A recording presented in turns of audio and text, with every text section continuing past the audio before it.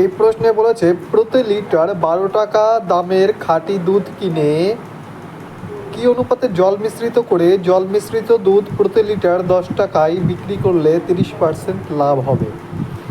তো খুবই মজার একটি অঙ্ক, আমাদের কনসেপ্টটাকে জানতে হবে। তো এই যে প্রতি লিটার 12 টাকা দরে কিনেছে, ধরি আমি আমার সুবিধার্থে আমি যে কোনো একটা পরিমাণ ধরতে পারি যে এই পরিমাণ ধরে কিনেছিল। তাহলে ধরি সে 12 টাকা দরে সে 10 লিটার দুধ কিনেছিল, তাহলে তার কেনা পড়েছিল অ্যাকচুয়ালি কত টাকায়? 120 টাকা দিয়ে সে কিনেছিল। এটা হচ্ছে কেনা দাম বা সিপি। এবার এটাই সে বিক্রি করছে কত পার্সেন্ট লাভে? 30% লাভে। সে জল মেশাচ্ছে, জল মিশ্রিত করে কম টাকায় বিক্রি করছে। অ্যাকচুয়ালি জল মেশাতে তো কোনো টাকা লাগে না, জল তো সে ফ্রিতে মেশাচ্ছে, কিন্তু সে কম টাকায় বিক্রি করছে। তাতে তার কী হয়ে যাচ্ছে? তবুও লাভ হয়ে যাচ্ছে। কেন লাভ হয়ে যাচ্ছে? কারণ সে জলটা বেশি মেশাচ্ছে, তাই না?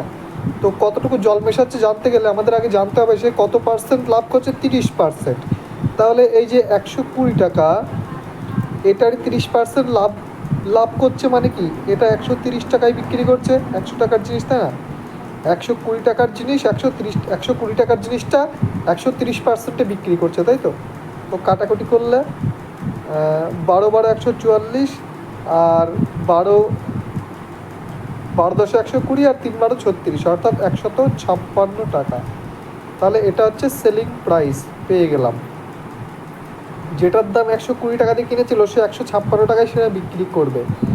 এখন সে 156 টাকায় বিক্রি করবে। সে কিনেছিল কত টাকা লিটার দরে? 12 টাকা লিটার দরে। এখন সে বিক্রি করবে কত টাকা লিটার দরে? 10 টাকা লিটার দরে। এই 10 টাকা লিটার দরে কতটুকু পরিমাণ বিক্রি করলে তার 156 টাকা বিক্রি হবে? তোমরা বুঝতে পারছি, যেখানে এ যদি 15.6 লিটার বিক্রি করে তবে তার 156 টাকা উঠবে, তাই তো? 10 টাকা দরে 15.6 যদি বিক্রি করে তবে তার 156 টাকা উঠবে।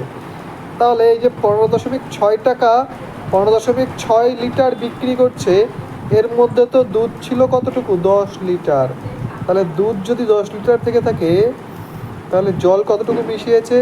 তাহলে জল মিশিয়েছে সে 5.6 লিটার, 5.6। তো এই 5.6টা যদি আমরা তুলে দিই তাহলে এখানে একটা শূন্য বসে যাবে। তো এবারে আমরা এই দুধ মানে মিল্ক আর ওয়াটারের রেশিওটাকে ছোট করলে কত হবে? 4×25 100, 4×14 56, অর্থাৎ এই দুধে এই জল মেশাতে হবে। তো 25:14 হয়ে যাবে প্রশ্নের সঠিক উত্তর। আশা করি বোঝাতে পারলাম। তো ভিডিওটি ভালো লাগলে অবশ্যই একটা লাইক করবেন, কমেন্ট করবেন, আর বন্ধুদের মাঝে শেয়ার করতে একদমই ভুলবেন না। ধন্যবাদ।